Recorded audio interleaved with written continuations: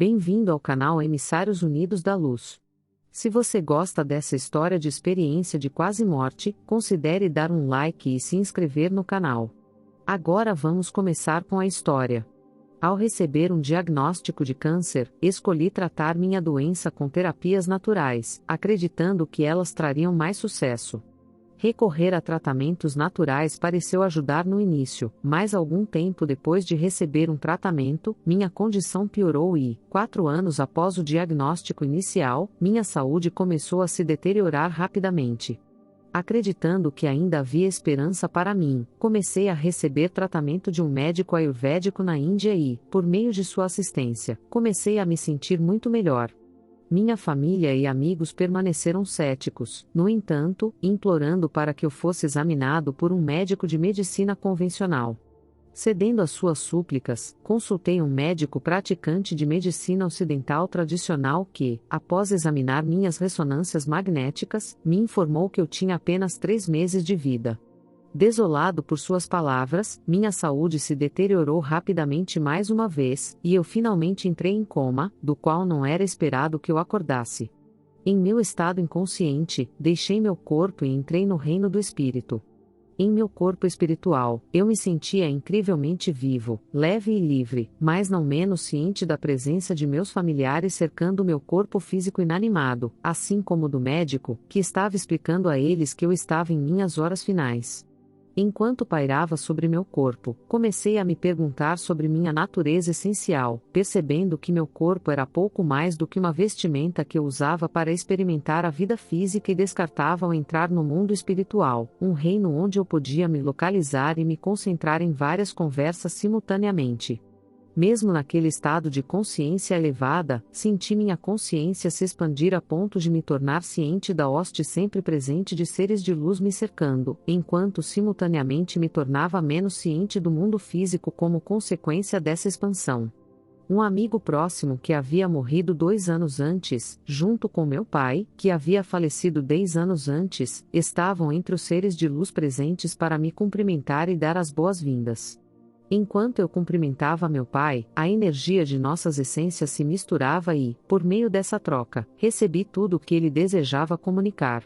Apesar de nossos conflitos conhecidos no reino físico, conforme nossas essências se fundiam naquele espaço de paz sem limites, eu sentia apenas amor incondicional emanando dele.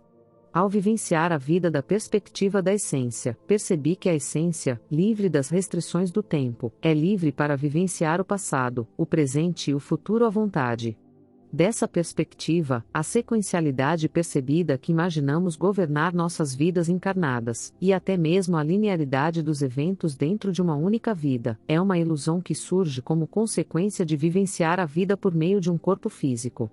Foi de fato de um ponto de vista tão irrestrito que consegui ver, por meio de uma série de imagens, momentos de minhas vidas passadas compartilhadas com meu marido, bem como cenas de um futuro que criaríamos juntos. Ao ser capaz de me conectar à vontade com a experiência corpórea de qualquer encarnação, independentemente de, por meio de nossa percepção humana limitada, considerarmos essa encarnação como uma vida passada, presente ou futura, eu era capaz de acessar o conhecimento experiencial obtido de todas as encarnações, focando em particular no conhecimento relevante para as experiências da minha vida atual.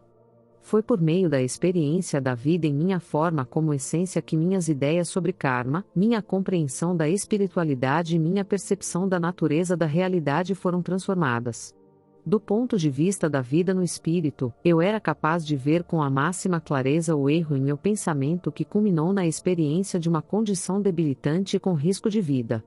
Com a clareza absoluta que a experiência da vida como essência concede, eu pude ver que minha compulsão de agradar a Deus por meio da realização de boas obras era, na verdade, uma afirmação involuntária da minha crença de que eu não era aceitável a Deus por fugir de tal responsabilidade, negando assim a verdade de que não somos menos que essência divina, amor divino ou consciência divina, e em virtude de nossa origem ou núcleo divino, não podemos, portanto, ser inaceitáveis a Deus. Do ponto de vista da essência, eu tinha o conhecimento de que o propósito da minha alma para a minha encarnação atual era, na verdade, expressar meu espírito ou ser superior livremente e livre de julgamentos baseados em crenças falhas. percebi que, ao agir de acordo com minhas crenças limitantes, seja por escolha ou coerção, eu havia esquecido o propósito da minha alma, e que o câncer era uma manifestação decorrente da discórdia entre aquelas crenças limitantes que eu reivindicava como minhas e os mandatos do espírito ou essência. Lá, no reino do espírito, meu eu superior queria que meu eu humano percebesse que eu não encarnei na terra para sucumbir ao medo, para reprimir a verdade do meu âmago que se aproxima da minha consciência, ou para viver para agradar outras pessoas. Naquele reino de amor, paz e compreensão ilimitados, eu, como um ser de essência divina, abracei o conhecimento de que eu era muito mais poderoso do que eu, como humano, tinha me dado crédito. No reino do espírito, eu tive uma revisão de vida, no entanto, diferente da revisão de vida típica. A minha foi uma revisão da tapeçaria tecida pela minha alma ao longo de múltiplas vidas. Durante a revisão de vida, eu pude ver a jornada da minha alma ao longo de cada vida que ela viveu e até mesmo as experiências entre essas vidas. Na revisão de vida, eu vi como minha vida contribuiu para a jornada da alma como um todo. Durante minha revisão de vida, eu fui capaz de me conectar com as vidas de qualquer pessoa para quem eu voltasse minha atenção e ver, com os olhos do amor puro e da compaixão, a dinâmica de nossas interações passadas e de nosso relacionamento no presente. Imersa em amor incondicional e sem limites, eu queria permanecer naquele reino para sempre, e a princípio eu disse a mim mesma que não voltaria. Ao receber o conhecimento de que, como o propósito da alma do meu marido estava entrelaçado com o meu, que se eu permanecesse em espírito, ele também faria a transição, e não querendo que sua vida terminasse prematuramente, eu sabia que eventualmente teria que retornar.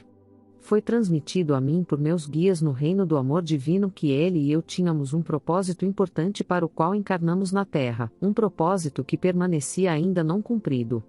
Embora a natureza desse propósito permanecesse um mistério, eu sabia que, em alguma capacidade, minha vida seria de serviço, uma que honrasse minhas necessidades e as do meu corpo físico sem exigir que eu comprometesse minhas necessidades, muito menos me martirizasse pelas necessidades dos outros, como eu havia feito no passado ao ver Deus nos olhos de todos, exceto nos meus. Abraçando uma compreensão muito mais ampla de mim mesmo e da vida, senti o chamado para retornar à minha vida física. Agora que você sabe a verdade de quem você realmente é, volte e viva sua vida sem medo, meu pai comunicou ao se despedir. Por suas palavras de despedida, entendi que ele queria que eu soubesse que a vida estava prestes a começar um novo capítulo, um capítulo em que meu corpo funcionaria com perfeita saúde. Momentos depois, comecei a abrir meus olhos em meu corpo físico, mas mesmo estando mais uma vez fundido a ele, senti como se estivesse atravessando mundos. Enquanto olhava para os rostos de meus entes queridos no quarto do hospital, expliquei a eles que havia me encontrado com meu pai e que ele havia me transmitido que eu ficaria bem. Embora minha família achasse que eu estava delirando, eles ficaram aliviados e exultantes por eu ter saído do coma em que estive pelos últimos 4 meses. Quando o médico saiu do quarto, perguntei à minha família se ele era quem havia dito que eu nem sobreviveria à noite. Ele disse isso, mais perto do posto de enfermagem, eles confirmaram.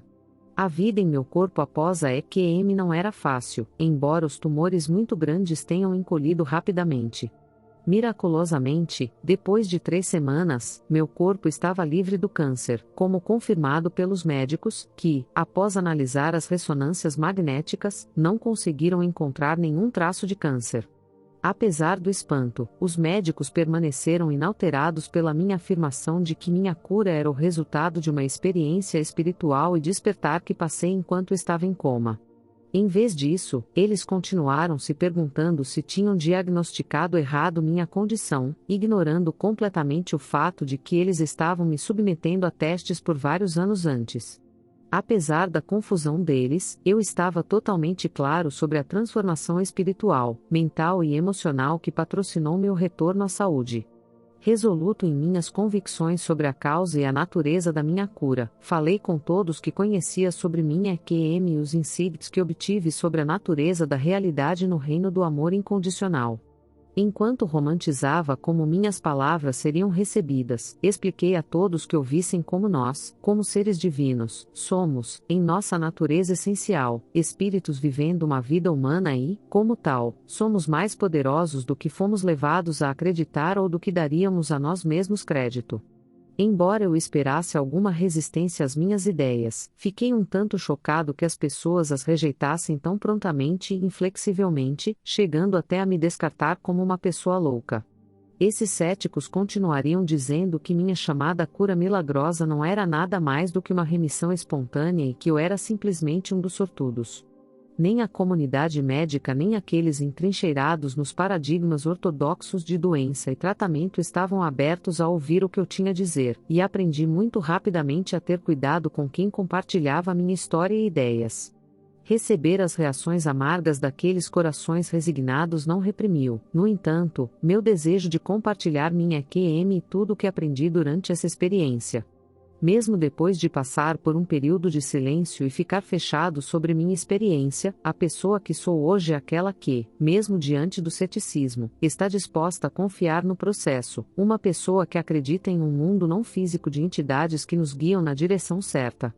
Foi por meio de tal orientação que comecei a compartilhar minha história por meio de um site dedicado a experiências de quase morte. Depois de compartilhar minha experiência naquele site, recebi uma ligação de um oncologista na Califórnia que pediu minha permissão para ir ao hospital onde passei aqueles 4 meses em coma para revisar meus registros médicos. De qualquer maneira que você olhe para isso, você deveria estar morto, disse ele enquanto revisava meus registros. O mesmo médico me encorajou a escrever um livro sobre minha experiência e me convenceu a compartilhar minha história no rádio. Então, quando um autor conhecido descobriu minha história, ela explodiu em todo o mundo. Vejo que parte do propósito da minha vida e parte da razão pela qual retornei à minha vida na Terra é compartilhar minha história com a esperança de que ela inspire as pessoas a viver sem medo e em harmonia com seus eus superiores. Mesmo os melhores de nós negam a si mesmos, até certo ponto, nosso direito de cumprir o propósito para o qual encarnamos na Terra. Ao concluir meu relato, eu diria que você não tem nada a temer e que você é um ser muito maior do que imagina ser. Quando tiver uma escolha a fazer, escolha de um lugar de amor, não de um lugar de medo. Pergunte a si mesmo: o que você ama fazer? O que faz seu coração cantar?